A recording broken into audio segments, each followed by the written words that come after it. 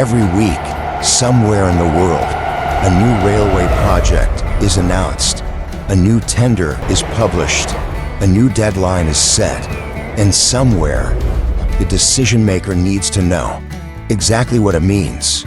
Welcome to Rail Compass, your compass for navigating global railway and metro project opportunities. This week, we are looking at, let's begin. Video 1 gave you the program. 870 kilometers, 3 countries, 15.3 billion euros, 2030 deadline. Today's question is more specific and more commercially relevant for anyone in the rail supply chain. What does it actually take to supply an 870-kilometer greenfield, standard-gauge, high-speed railway across 3 countries with different procurement frameworks, from nothing to operational in less than a decade? The answer is a supply chain of a depth and complexity that has no equivalent in any single country European rail project currently active. And hidden within that supply chain is one category where the 3-country structure creates a procurement problem that no other European HSR project has ever had to solve, and which the winning supplier will use as a long-term competitive moat for decades. Before I go system by system, let me establish the framework that makes Rail Baltica's supply chain unique. In a single country project, Ankara, Dublin, Riyadh, there is one client, one procurement framework, one technical standard authority. The supply chain interfaces are complex, but they are contained. In Rail Baltica, every major system must be technically identical across 3 sovereign states, but procured separately by 3 national bodies, certified by 3 national regulators, and maintained by 3 national operators. The centralized procurement model, implemented by RB Rail for the materials framework, exists precisely to solve this problem. By consolidating rails, sleepers, ballast, and switches into a single Pan-Baltic framework, RB Rail achieves 3 things: price advantage through volume, technical compatibility through unified specification, and supply chain resilience through single framework agreements. That model will extend to other system categories as the project matures. For suppliers, being in the framework is the prize. Being outside the framework means competing against pre-agreed terms on every individual national call-off. System 1, rails, the primary material for 870 kilometers of new track.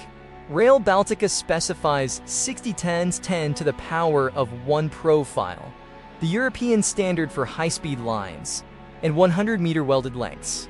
Delivery starts July 2026 from the framework contracts already signed.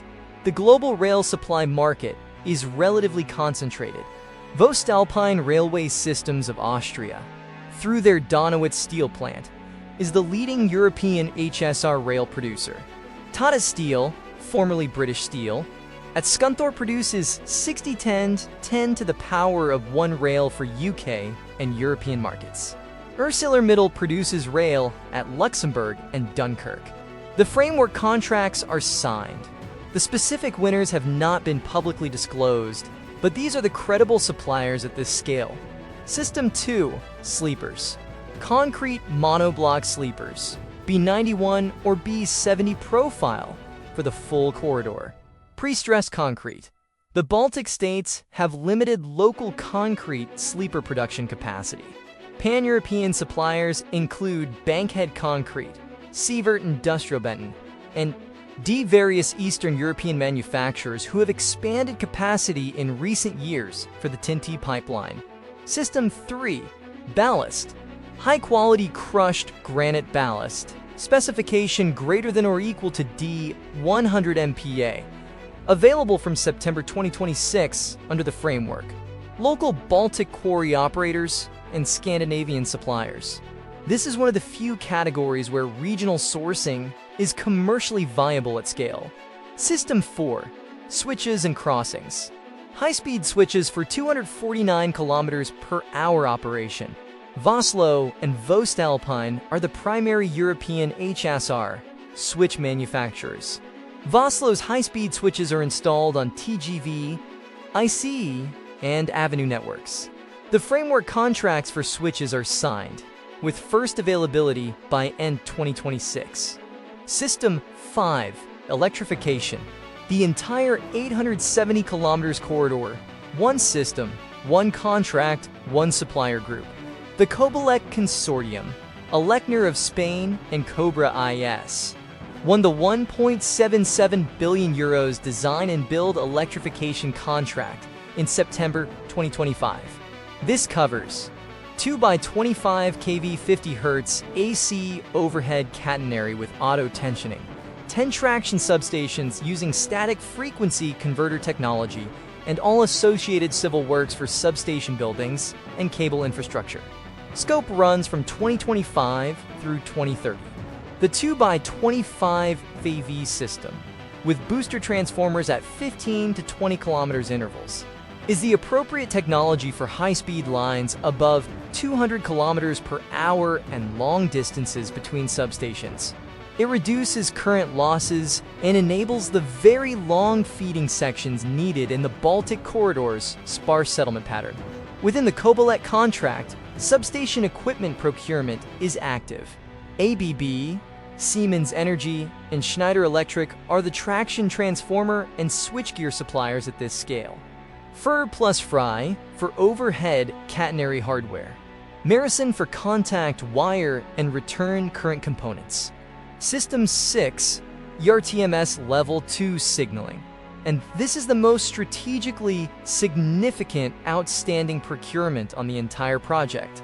870 kilometers of EDCS Level 2 deployment, GSMR radio throughout, unified signaling across 3 countries and 3 national railway regulators, each with their own certification processes.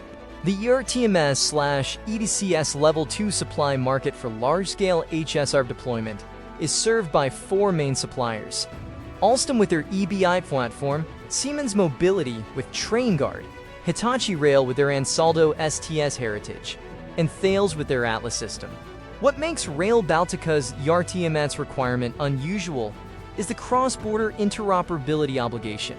A train must be able to enter the system in Tallinn and operate without interruption to Warsaw. Across 3 ERTMS implementations, 3 national infrastructure managers, and 2 EU member states, plus Poland's regulatory frameworks. The supplier who wins this must then OTE just deliver ERTMS hardware. They must deliver a unified operational signaling solution across sovereign borders. That interoperability requirement is a technical mode. Once an ERTMS platform is certified and operational across Rail Baltica, changing it creates a multi-year recertification program. The signaling supplier who wins Phase 1 has a structural advantage for all future phases and extensions. System 7, Rolling Stock. The active live tender, 20 trains, bids closed May 4th, 2026. Specifications: 1,435 millimeters standard gauge, 25 kV AC, ERTMS Level 2, maximum speed 200 kilometers per hour, maximum length 106 meters, minimum 200 seats, 2+2 standard class with family area. First 2 trains to Estonia by 2029, full fleet 2030. Who is likely bidding? Stadler Rail of Switzerland. LTG Link already has Stadler Flirt trains arriving in Lithuania for the existing broad gauge network. Stadler's Flirt 3 and Flirt ACO platforms have specifications close to what Rail Baltica requires. CAF of Spain. Their Civity platform operates on multiple European standard gauge networks at 200 kilometers per hour. Alstom, Cordia Stream, or Cordia Continental. Talgo, their Avril HSR-capable regional platform. Skoda Transportation, increasingly competitive in Central and Eastern European EMU markets. Budget context: Estonia's 5-train allocation is 60 to 75 million euros, implying 12 to 15 million euros per train. That is at the lower end, of 200 kilometers per hour EMU pricing. suggesting these are relatively standard regional trains rather than premium HSR equipment. The 25 km per hour gap between the 200 km per hour train spec and the 249 km per hour line design speed tells you these trains are built for regional services, not the eventual express services the full line will ultimately carry. System 8. Stations and terminals. The Ilimist multimodal hub in Tallinn is architecturally the most significant station project in the Baltic states in a generation. First platform opened June 2025, full terminal under construction. Riga Central Station reconstruction is underway, a historic 1930s terminal being integrated with a new standard gauge infrastructure. Riga Airport Station, Kaunas International Station, station fit-out, ME AFC, and wayfinding across multiple international stations. This is a long-duration professional services and specialist contractor opportunity. System 9. Communications. GSMR radio for ERTMS throughout. Public communications infrastructure. Passenger information systems at stations. Ericsson and Nokia are the primary GSMR network suppliers in Europe, with Nokia increasingly deploying 5G or as the next generation replacement. Station communications and public address. Bosch, Frequentis, Telestec. System 10. Professional services. Ingen, Earring Design, ACOM, Sistra, WSB, Jacobs, Sweco, and Ramble all have Baltic presence and Rail Baltica references.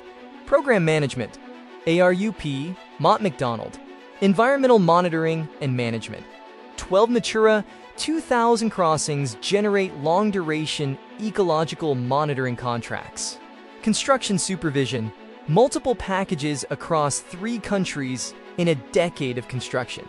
I promised you the supply category where the 3-country structure creates a problem no other European HSR project has faced, and where the winning supplier builds a decades-long moat. It is the train fleet itself, but not for the reason you might expect. Here is the problem. Rail Baltica opens progressively, not all at once. Estonian sections first, circuit 2030. Latvian sections later, perhaps 2035. Lithuania on a different schedule. And each country's passenger operator, Elrin, Vivi, LTG Link, wants to run cross-border services on the complete corridor from day one. But cross-border operation requires more than compatible track. It requires compatible onboard systems. ERTMS Level 2 certification for all 3 national implementations simultaneously. Rolling stock certified by all 3 national safety authorities. Driver licensing and operational procedures aligned across 3 regulatory frameworks. The 20 train tender addresses this. Joint procurement. T by all 3 operators. Unified specification. But the rolling stock supplier who wins this tender must deliver trains that are simultaneously certified in Estonia, Latvia, and Lithuania, and eventually in Poland. That multi-jurisdiction certification process takes 2 to 3 years. It must begin before the first section opens in 2030. The supplier who achieves multi-Baltic certification first has a structural advantage for every subsequent rolling stock order on this network, because recertifying a different manufacturer's trains takes the same 2 to 3 years. The operational timeline cannot afford it. That is why the 20 train order is the seed of a decade-long relationship, and why rolling stock manufacturers are competing on more than unit price. 1. Go to railbaltica.org. The procurement register has all active and upcoming tenders. 2.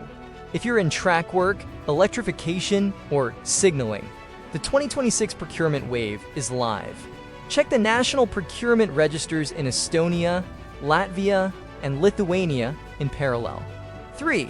If you're a rolling stock manufacturer or certification specialist, the multi-Baltic approval process for EMUs needs to begin now, before the award, to meet the 2029 delivery target. 4. Subscribe to Rail Compass.